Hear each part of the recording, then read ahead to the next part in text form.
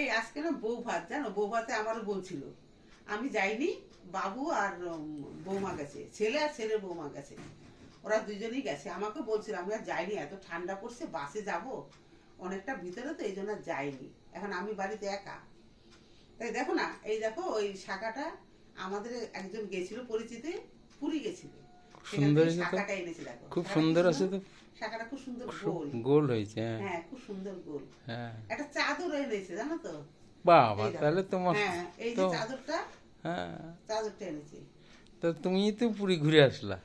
না দেখো, ওর এনেছে গিফট, ভালোই লাগে। আমাকে একটা দিয়েছে, আমার বৌমাকে একটা দিয়েছে, দুটো চাদর দিয়েছে।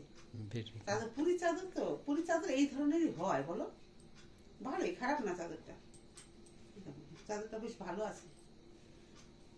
এখন আমি একা বাড়িতে, বাড়িতে বসে বসে কি করব, তাই একটা তোমাদের সাথে একটা ভিডিও বানালাম, তাই ভিডিওটা শেয়ার করব।